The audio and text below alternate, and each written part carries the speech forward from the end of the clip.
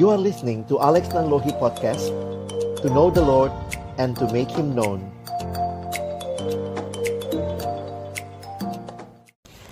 Bapa di dalam surga, kami datang dalam ucapan syukur siang hari ini.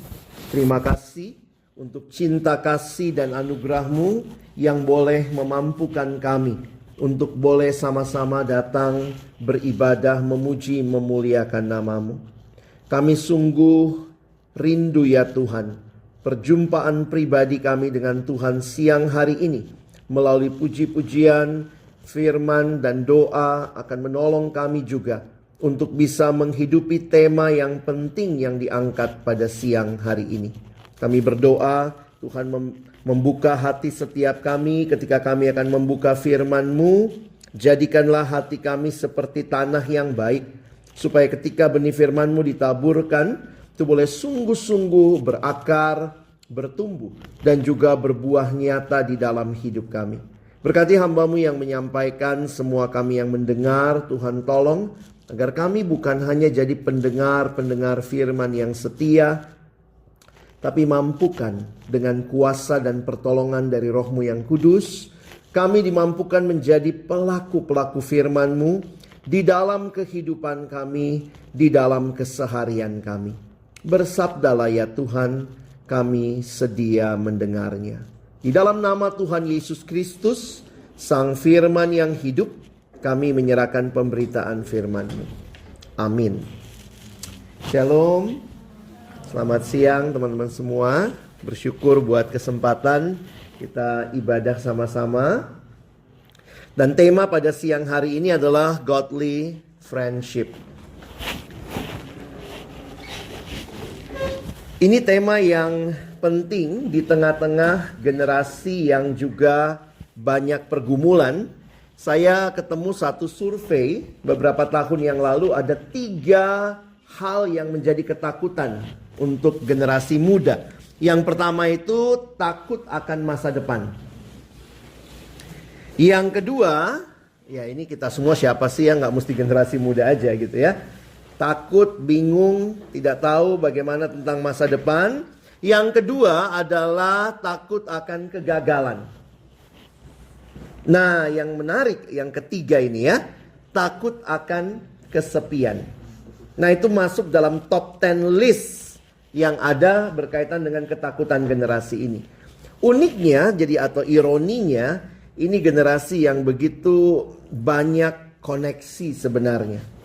Kita bisa punya medsos sampai 1.000-2.000 orang teman, tapi tetap aja ngerasanya kesepian, lonely. Nah, ini jadi pergumulan. Jadi sebenarnya persahabatan seperti apa yang harusnya teman-teman dan saya bangun? Persahabatan seperti apa ya? Seperti tema kita. Persahabatan yang godly, yang mungkin kalau saya mau membahasakannya, persahabatan yang ilahi, ya divine. Tapi ini kita harus mulai dengan melihat ini ya. Saya nggak akan langsung masuk kepada aplikasinya, tapi saya ingin mengajak kita melihat, kalau kita mau bicara persahabatan, lihatlah Yesus yang menganggap kita sahabat, menjadikan kita sahabat. Ya, nah kita lihat sama-sama Yohanes 15. Ayat 9 sampai ayat 17. Saya sudah tulis di sini ayatnya. Teman-teman yuk kita baca bergantian ya. Abang baca ayat 9, kalian baca ayat 10. Kita bergantian sampai ayat yang ke-17. Cukup panjang ya. Seperti Bapa telah mengasihi aku, demikianlah juga aku telah mengasihi kamu. Tinggallah di dalam kasihku itu. Kalau kamu menuruti perintahku, kamu akan tinggal di dalam kasihku, seperti aku menuruti perintah Bapakku dan berjalan di dalam kasihnya. Semuanya itu kukatakan kepadamu, supaya sukacitaku ada di dalam kamu, dan sukacitamu menjadi penuh. Inilah perintahku, yaitu supaya kamu saling mengasihi, seperti aku telah mengasihi kamu. Perhatikan 13 ya. Tidak ada kasih yang lebih besar daripada kasih seorang yang memberikan nyawanya untuk sahabat-sahabatnya. Kamu adalah sahabatku, jika kamu berbuat apa yang kuperintahkan kepada Aku tidak menyebut kamu lagi hamba, sebab hamba tidak tahu apa yang diperbuat oleh tuannya, tetapi aku menyebut kamu sahabat, karena aku telah memberitahukan kepada kamu segala sesuatu yang telah kudengar dari Bapakku. Bukan kamu yang memilih aku, tetapi akulah yang memilih kamu. Dan aku telah menetapkan kamu, supaya kamu pergi dan menghasilkan buah, dan buahmu itu tetap. Supaya apa yang kamu minta kepada Bapa dalam namaku, diberikannya kepadamu. Inilah perintahku kepadamu, kasihilah seorang akan yang lain. Teman-teman yang dikasihi Tuhan, kita mungkin sangat kenal dengan pokok anggur dan ranting. Itu Yohanes 15 ayat 1 sampai 8. Ini lanjutannya. Jadi ini merupakan pengajaran Yesus setelah dia berbicara bagaimana dia merindukan relasi antara dirinya dengan kita umatnya. Sama seperti pokok anggur dan ranting. Ranting itu harus tinggal pada pokok anggur. Tetapi kemudian dia menjelaskan lebih jauh tentang apa yang menjadi ciri daripada kedekatan itu. Cirinya ternyata adalah persahabatan, bukan perhambaan.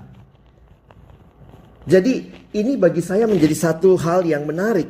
Karena ketika bicara tentang Allah, kekristenan, Yesus yang dituliskan di dalam Alkitab menyebut kita sahabat.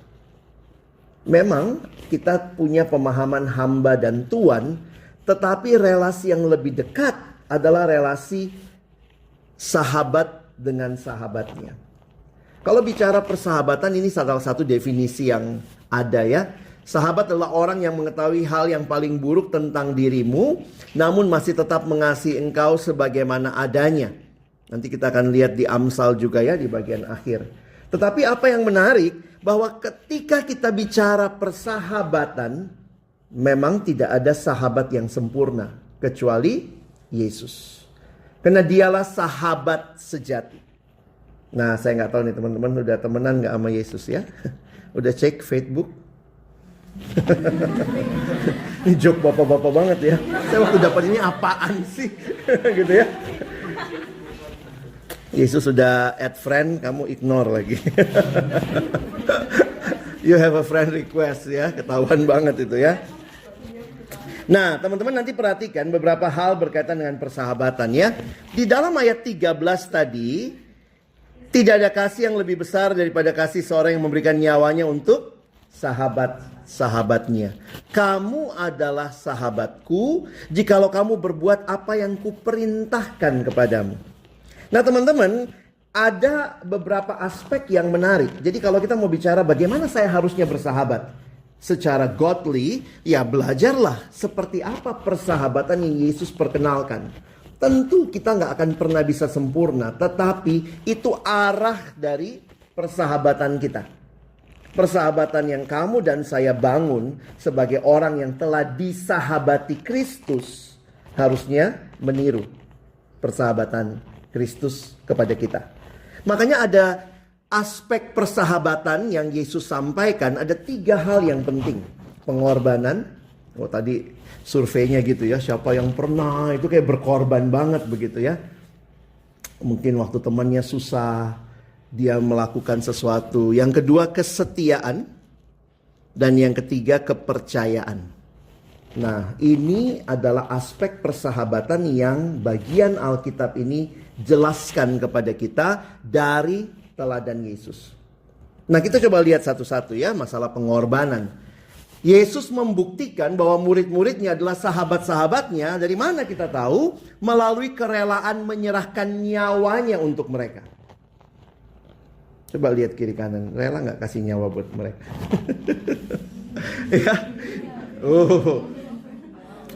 Memberi hidup sampai mengorbankan nyawa yang Yesus lakukan di sini adalah dalam konteks persahabatan dengan muridnya. Jadi dalam konteks persahabatan, buktinya adalah pengorbanan begitu ya. Kalau kita nonton Passion of the Christ ya, melihat gambar-gambar ini, mengapa Yesus lakukan ini bagi kita? Karena dia menganggap kita sahabat. Dia mengorbankan nyawanya bagi kita. Yesus bahkan bayar harga yang sangat mahal untuk penebusan kita. Dan pengorbanan di dalam literatur kuno, ya, salah satu bilang begini. Banyak penulis pada masa kuno berargumentasi bahwa menyerahkan nyawa bagi seseorang atau seorang sahabat itu merupakan demonstrasi final dari persahabatan sejati. Jadi kalau cuma kasih duit, kasih makan, oke lah ya lu sahabat, tapi sampai kasih nyawa, nah itu persahabatan yang tingkat dewa lah kira-kira ya. Namun pengorbanan nyawa lah yang Yesus lakukan, bahkan lebih daripada itu. Karena memang dia Tuhan yang datang bagi kita. Perhatikan ya, kematian Yesus di kayu salib bukan hanya sekadar mendemonstrasikan bukti persahabatan sejati dengan kita murid-muridnya. Melainkan membuahkan persahabatan sejati antara Allah dan manusia. Serta manusia dan manusia. Karena kematian Yesus secara vertikal menghasilkan rekonsiliasi dengan Allah. Dan secara horizontal menghasilkan rekonsiliasi dengan sesama manusia. Menarik kekristenannya, salibnya itu vertikal, relasi dengan Allah dibaharui. Kita sekarang jadi sahabat sama Allah karena salib Kristus. Tetapi Efesus pasal 2 menceritakan kematian Yesus juga mendamaikan horizontal, manusia dengan manusia. Kita bisa belajar mengasihi, kita bisa belajar mengampuni. Nah itu persahabatan yang Yesus teladankan. Jadi teman-teman, kita ini dalam persekutuan ya. Coba kita ini kan sahabat gitu ya. Dalam keluarga Allah satu sama lain. Dan waktu kita perhatikan sama seperti seorang bayi. Bayi kalau lahir itu pasti punya keluarga ya. Nggak ada bayi yang lahir nggak punya keluarga. Nah waktu kita dilahir barukan, kita juga dibawa ke dalam keluarga Allah. Dan Tuhan memberikan keluarga kepada kita. Dari mana prinsip ini? Ya jelas di Alkitab. Sejak awal Allah mencipta, ini pertama kali di Alkitab kita, di Kejadian 2:18 muncul kata tidak baik. Setelah semuanya baik, dikatakan sungguh amat baik. Maka pertama kali dikatakan tidak baik kalau manusia itu seorang diri saja. Manusia sebagai makhluk sosial itu bukan hanya teori sosiologi. Itu Alkitabiah. Allah menciptakan kita menjadi penolong satu dengan yang lain. Ayat ini sih bukan cuma buat pacar-pacaran ya. Kadang-kadang kita ada siswa pernah datang sama saya, Kak Alex, saya telah memenuhi Kejadian 2 ayat 18 gitu ya, menggenapi. Karena dia baru pacaran gitu. Saya bilang ini ayat yang bicara kemanusiaan pada dasarnya. Setiap manusia butuh manusia lain. Ada nggak yang begitu lahir langsung bisa beli susu sendiri? Anak baik. Kalau ada yang jual susu yang lari ya. Jadi Allah menghendaki manusia untuk saling mengasihi. Nah saya kutip kalimat pendeta John Stott ya. Sebagaimana ikan dibuat untuk air, umat manusia dibuat untuk kasih. Untuk mengasihi Allah dan mengasihi sesama. Jadi kita punya modalnya di dalam persahabatan. Kenapa modal penciptaan? Kita dicipta supaya saling mengasihi. Dan ketika kita jatuh dalam dosa, perhatikan Kejadian pasal 2, Kejadian pasal 3. Nah, rumah tangga yang rusak ya. Suami nyalahin istri. Adam, kau makan buah pohon itu. Adam bilangnya apa? Perempuan yang kau tempatkan. Siapa yang dia salahin? Hawa dan Tuhan. Dia nggak ngomong soal ular. Perempuan yang kau tempatkan di sisiku. Tuhan sih ngasih cewek. No woman no cry. Jadi dia menyalahkan. Bahkan Kejadian pasal 4 menceritakan seorang abang tega bunuh adiknya sendiri. Dosa merusak itu. Tetapi Kristus membaharui relasi itu. Pertama-tama dengan Allah, lalu kemudian dengan sesama. Makanya ada pembaharuan. Dan menarik, Yesus sendiri berkata kan ya, seperti Bapa telah mengasihi aku, demikian juga aku telah mengasihi kamu, tinggallah di dalam kasihku itu. Perhatikan, kasih Yesus dengan Bapa adalah kasih persahabatan yang setara. Karena Yesus bukan hambanya Bapa, tapi sama-sama Allah Tritunggal. Sehingga kasih yang tak memiliki rahasia di antaranya. Kasih inilah yang kemudian ditawarkan Yesus kepada murid-muridnya. Kamu bukan lagi hamba, tapi kamu adalah sahabatku karena aku memberitahukan segalanya kepadamu. Jadi teman-teman, ya ada lagu itu ya. I am a friend of God. I am a friend of God. I am a friend of God. He calls me friend. Ada yang tahu lagu itu? Nggak dengar? Di Coldplay kemarin nggak ada? Lagunya itu ya, I am a friend of God. Nanti kalian cari di Spotify atau apa, ada gitu ya. Nah, yang menarik adalah ketika sudah berbicara ayat 9 ya, seperti Bapa telah mengasihi aku, ada 2 kali. Perhatikan ayat 12. Bukan cuma menerima kasih dari Bapa, inilah perintahku supaya kamu saling mengasihi. Ya, seperti aku telah mengasihi kamu. Jadi kalau kita disuruh mengasihi, kualitasnya seperti siapa? Seperti Kristus telah mengasihi kita. Berarti kita pun harus belajar menjadi sahabat yang berkorban. Persahabatan ilahi, kita berkorban bukan karena sahabat kita baik. Logikanya seringkali sahabat kita nggak baik-baik amat. Ya, tapi kenapa kita bisa tetap belajar berkorban? Tentu jangan korban yang bodoh ya. Poinnya adalah saya bisa berkorban sebagai sahabat karena Yesus yang adalah sahabat sejati telah berkorban bagi saya. Teman-teman, saya ketemu beberapa situasi, nggak usah jauh-jauh lah di keluarga kita ya. Mungkin ada orang yang keluargamu bantu tapi nggak tahu diri gitu ya. Iya kan? Dan itu keluarga sendiri lagi ya. Udah dibantu, besok ngomongin keluarga kita di belakang gitu ya. Tapi begitulah, papamu, mamamu besok dia datang lagi, bantu lagi gitu ya. Kadang-kadang begini, papa bodoh banget sih, mama bodoh banget sih, ini orang udah jelekin keluarga kita. Tapi kalau saya pikir-pikir, kalau kita menerima dari Tuhan, maka kita mengasihi bukan karena dia mengasihi kita balik. Tapi kita jadi saluran kasih Tuhan karena Tuhan mengasihi kita, saya mau mengasihi dia. Dan jangan berharap kasih sebaliknya, seringkali bahkan gak dapet. Malah dapetnya yang pahit-pahitnya. Terus kamu bilang, aduh kalau gitu Kak berhenti mengasihi. Jangan dulu. Ketika Yesus mengasihi engkau dan saya, apa harganya? Nyawanya. Kita bahkan gak say thank you. Disalib itu kita bilang, salibkan dia. Mungkin kalau kita ada di situ, kita juga ikut-ikut teriak ya, salibkan dia, salibkan dia. Kita kan udah tahu ceritanya aja ya. Kalau saya di situ Kak, saya akan kata, oh Tuhanku, kalau aku ngomong kau. Kalau kau di situ mungkin kau yang ikut-ikut tusuk-tusuk gitu ya. Sama kayak waktu Hawa berdosa, kita kalau baca gitu, Hawa sih bodoh banget sih, ikut tipu muslihat ular. Kalau kamu di situ mungkin sampai akar-akarnya kau makan.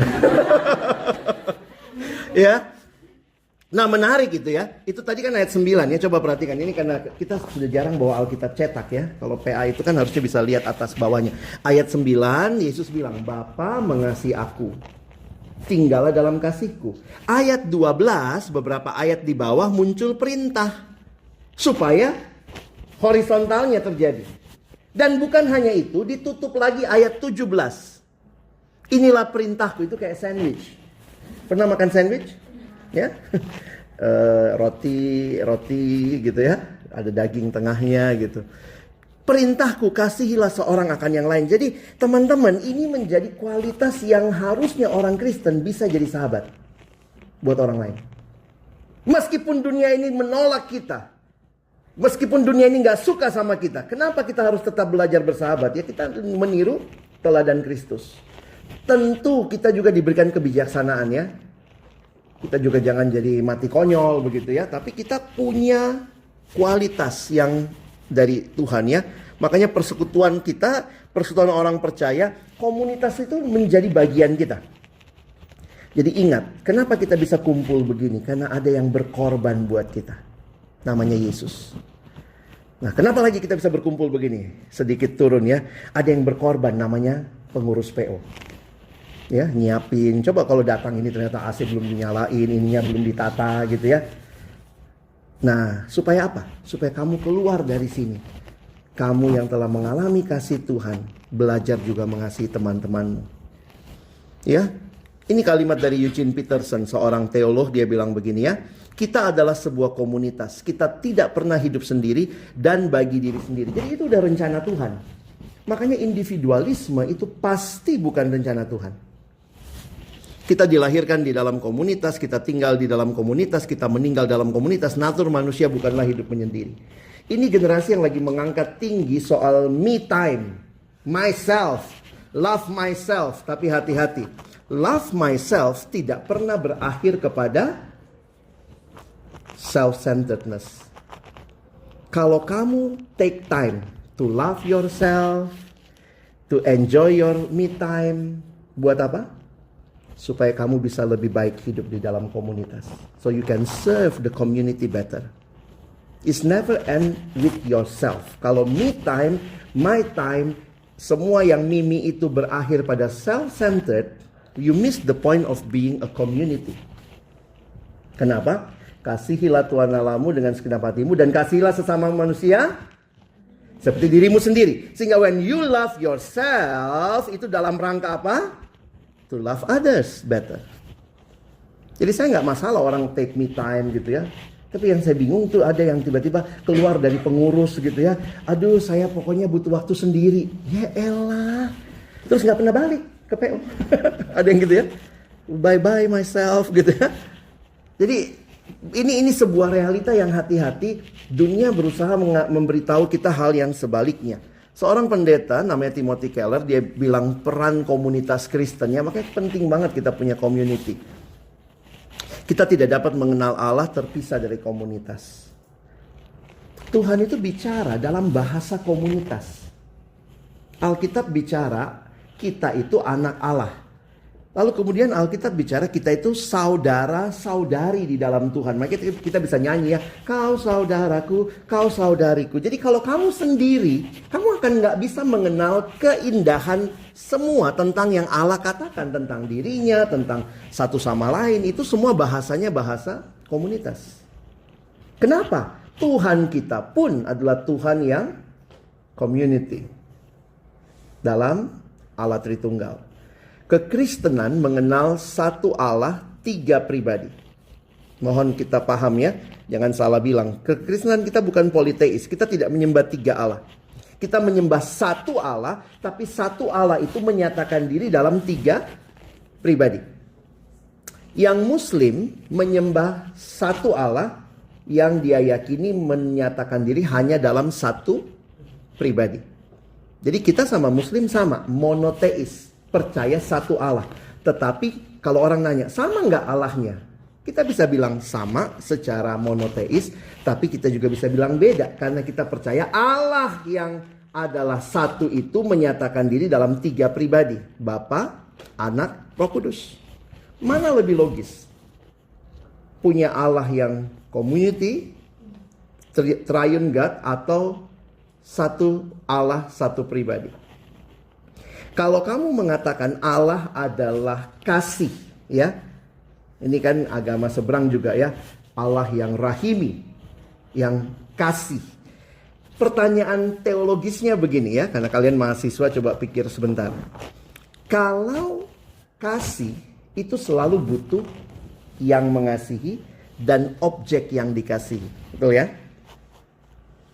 Kalau Allah sebelum ciptakan manusia, sebelum ciptakan dunia, kalau dia Allah yang adalah kasih, siapa yang dia kasihi? Kalau dia cuma satu Allah, satu pribadi. Penjelasan teologisnya berarti dia mengasihi dirinya sendiri. Itu bukan Allah kita, itu self-centered God. Makanya kekristenan berkata, Allah Tritunggal kekal berada bersama-sama sejak awal sebagai Allah yang adalah kasih. Di dalam kekekalan Bapa mengasihi Anak, Anak mengasihi Roh Kudus mengasihi Bapa.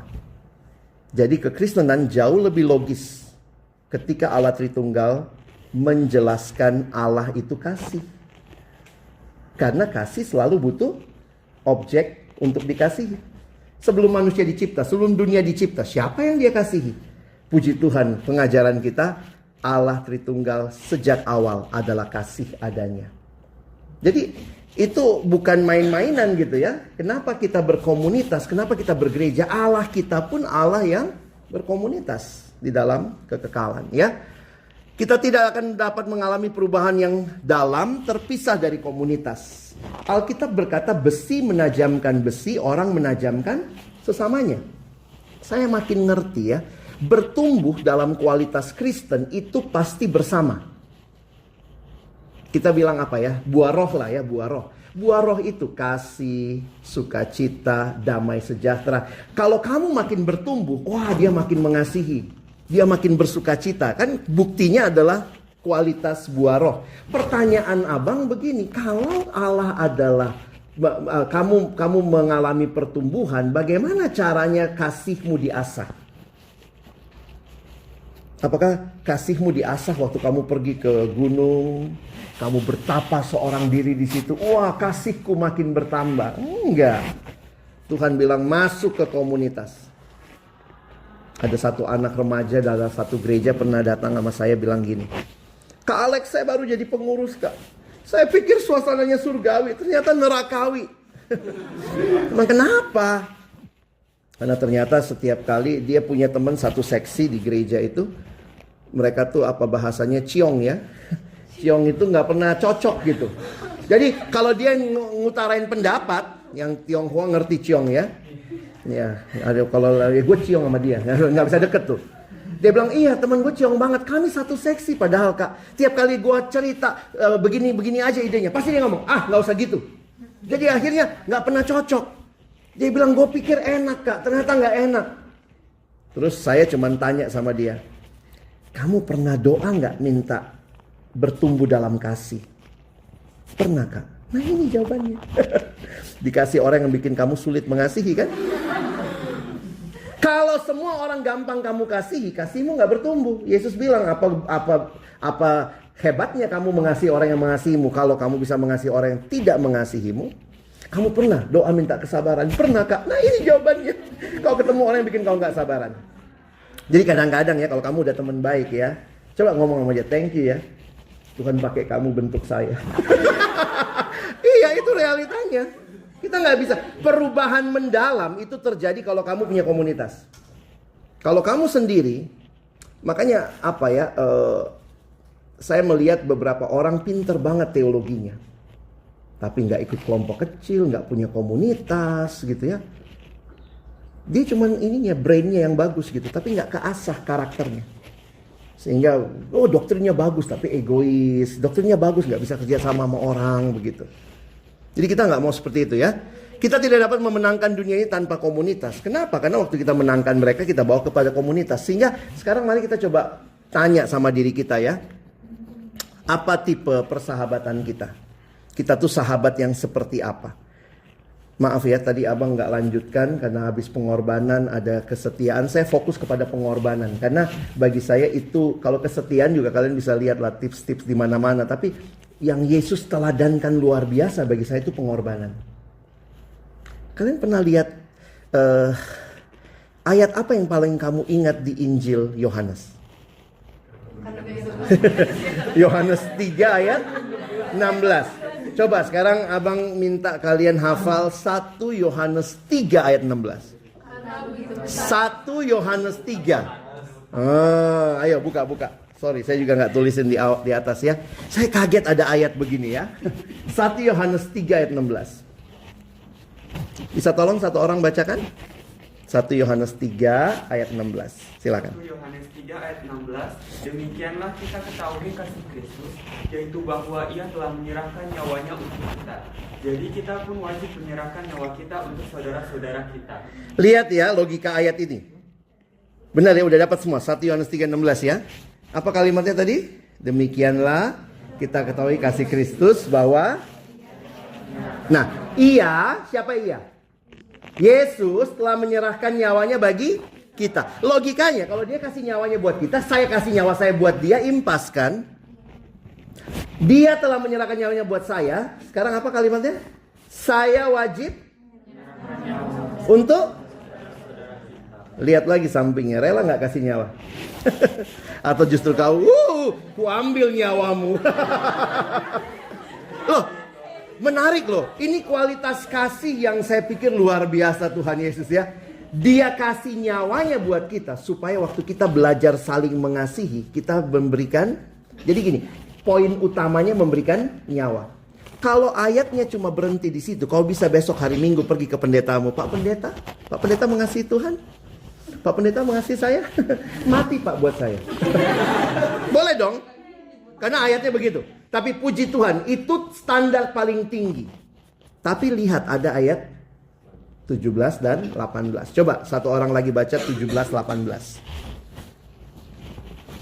Barang siapa mempunyai harta duniawi dan melihat saudaranya menderita kekurangan, tapi menutup pintu kasih terhadap saudaranya itu, bagaimanakah kasih Allah dapat tetap di dalam hati dirinya, di dalam dirinya?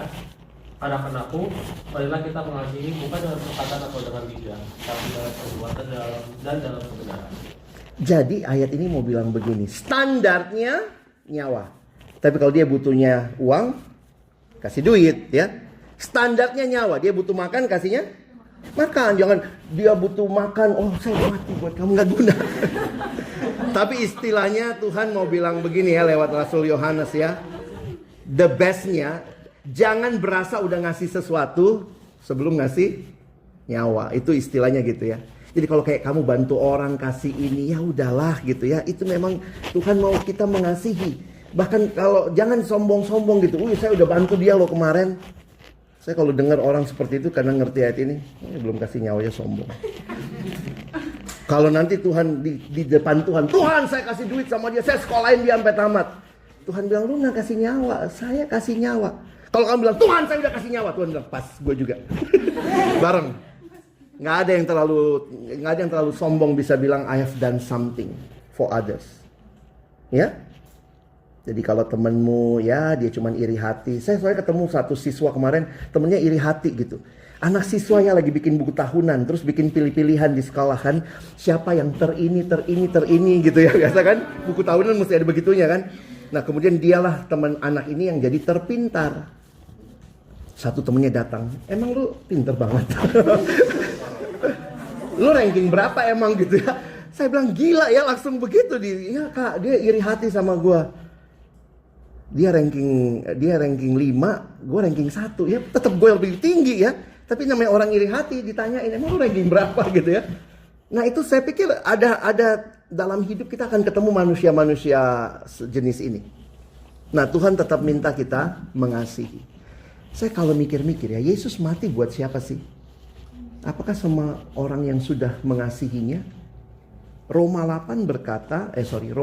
ayat 8 berkata, bahkan waktu kita masih berdosa, Yesus sudah mati buat kita. Berarti kita bahkan belum mengasihi dia, dia sudah mati buat kita, menunjukkan kasihnya kepada kita. Nah itu yang kita mesti pahami ya. Kita coba lihat, kamu tipe sahabat seperti apa? Ternyata ada yang begini ya. Kita baca ya. 1, 2 ya. Ada teman yang mendatangkan kecelakaan, tapi ada juga sahabat daripada seorang saudara. Kamu yang mana? Serem ya. Lihat lagi nih 1 Korintus 15:33. 1, 2 ya. Janganlah kamu sesat pergaulan yang buruk. Lihat yang dirusak ya. Yang dirusak itu kebiasaan. Kebiasaan itu berarti sesuatu yang udah dibangun lama, berulang-ulang. Tapi bisa karena bergaulnya sesat, itu merusak kebiasaan. Ya. Do not be misled. Bad company corrupts good character. Bahasa aslinya dia lebih menggunakan karakter karena itu sesuatu yang sudah terbentuk. Jadi pergaulan yang buruk merusakkan kebiasaan karakter yang baik. Nah, bagaimana jadi sahabat? Nah, di sini poinnya ya. Pertama, Amsal 17 ayat 17. Yuk kita baca sama-sama. 1, 2 ya. Orang sahabat kasih setiap waktu dan menjadi seorang saudara dalam kesukaran. Tadinya abang mau langsung ke ayat ini. Tapi kalau kalian tidak lihat teladan Yesus, kalian pikir ayat ini cuma bersahabat kayak biasa gitu ya. Karena ini kalimatnya menaruh kasih kapan? Ini sulit banget nih. Justru memang dengan teman yang dekat biasanya kita ada slacknya ya. Kalau kamu, dosen psikologi saya bilang gitu ya, yang mungkin nyakitin kita justru orang yang dekat sama kita. Kalau jauh kan kayaknya nggak berasa lah sakitnya ya. Coba ada nggak yang minggu lalu disakiti oleh Joe Biden? Too far away kak. Siapa yang nyakitin kamu? Temenmu, papamu, mamamu, kakakmu, adikmu. Jadi kalau kalian bisa rasa sakit, bisa rasa konflik, sebenarnya itu salah satu bukti negatif dari kamu sedang dekat. Karena kamu dekat, waktu dia ngomong begitu rasanya sakit banget. Orang lain ngomong begitu, mbok-mbok jual sayur di pasar, dia ngomong begitu juga. Ih kamu jelek ya, bodoh amat ya, lebih jelek lu gitu ya. Tapi kalau teman kita yang ngomong, kamu jelek ya, dipikirin gitu ya. Nah makanya mending jadi mbok-mbok. Ya. Nah menaruh kasih setiap waktu. Dan poinnya sahabat disetarakan dengan saudara. Dan ujiannya bukan waktu sukses, tapi waktu kesukaran. Tidak mudah jadi sahabat ya. Amsal 27 ayat 17. Nah ini yang tadi. 1, 2 ayat. Besi menajamkan besi, orang menajamkan. Ayat ini tajam banget ya. Sebagaimana baja mengasah baja, begitu pula manusia belajar dari sesamanya. Jadi saya menyimpulkan ini dengan bahasa yang gampang diingat ya. Tadi ini apa? Kata kuncinya kasih. Yang ini kata kuncinya jadilah sahabat yang asih dan asah. Saling mengasihi dan saling mengasah. Kadang-kadang gak gampang. Terlalu mengasihi, dia salah pun kita bilang benar. Terlalu mengasah, apapun yang dia lakukan kita kritik. Set, potong. Gitu ya. Gak gampang, keseimbangan seperti ini gak gampang. Nah, abang gak tahu nih, kalian sudah punya sahabat gak yang bertahun-tahun begitu ya? Pasti punya juga ya, yang kita bisa bilang apa adanya. Dan saya pikir di situ kita perlu belajar untuk mengasihi dan juga mengasah. Karena sahabat yang baik justru berani mengoreksi kita. Jadi tidak selamanya akan bilang semua yang kita lakukan itu benar. Ya, makanya saya senang dengan salah satu definisi pernikahan, karena saya sudah menikah ya. Apa definisi pernikahan? Pernikahan itu adalah persahabatan seumur hidup. Jadi kita bisa dengar kritikan gitu ya dari istri tercinta. Ayo cepet merit ya. Habis ini mau S2, habis S2 S3, lama-lama kamu es krim gitu ya.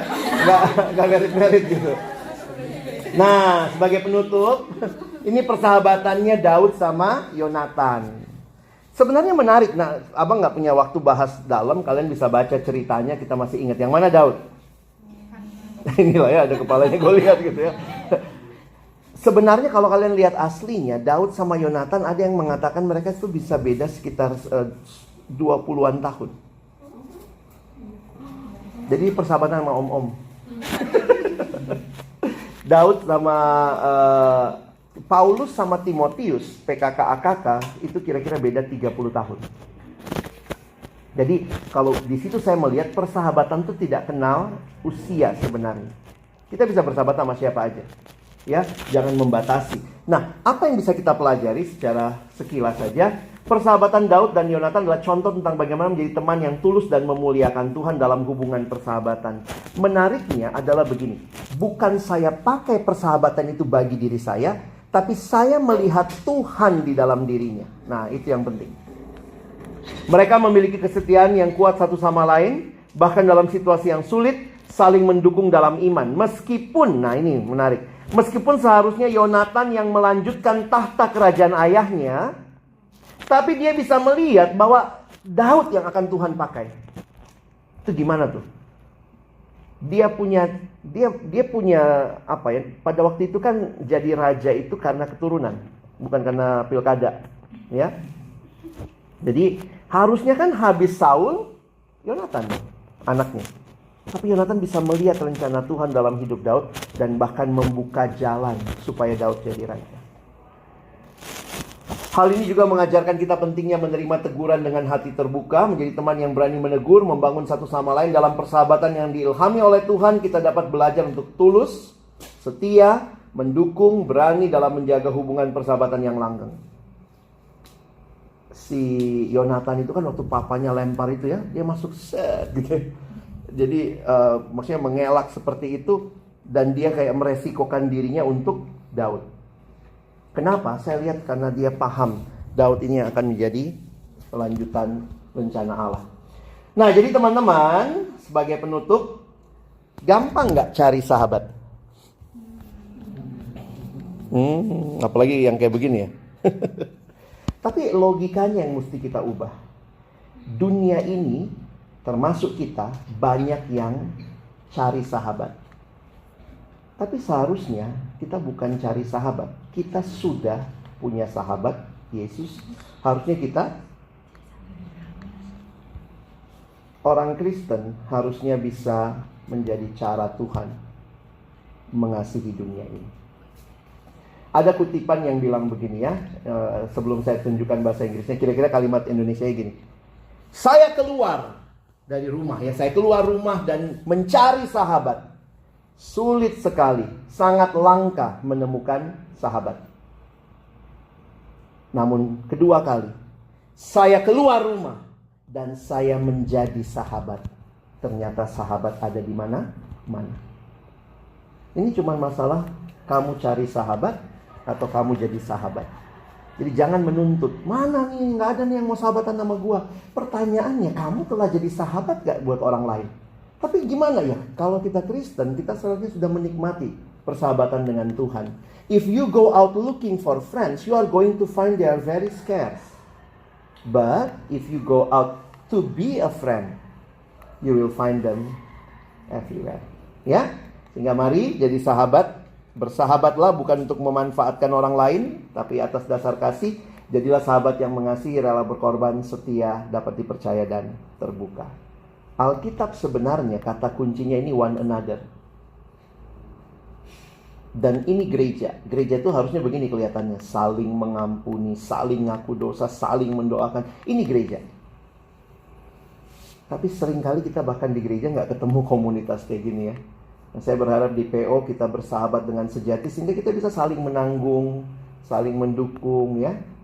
Kurang banyak? Nih abang tambah. Ini Alkitab ya. Kalau salahkan jangan salahin saya. Kita tidak dipanggil untuk hidup sendiri. Kita dipanggil jadi sahabat. Dan di dalam persahabatan itu Tuhan Yesus telah menjadi sahabat kita, supaya kita bisa keluar dari sini dan jadi sahabat. Mari kita berdoa. Tuhan, terima kasih buat firman-Mu. Tolong kami bukan cuma jadi pendengar, tapi jadi pelaku. Bukan hanya cari sahabat, tapi karena kami telah disahabati oleh Kristus, kami mau keluar juga dan menjadi sahabat. Tolong kami sekali lagi bukan cuma jadi pendengar, tapi jadi pelaku firman-Mu. Dalam nama Yesus kami berdoa. Amin.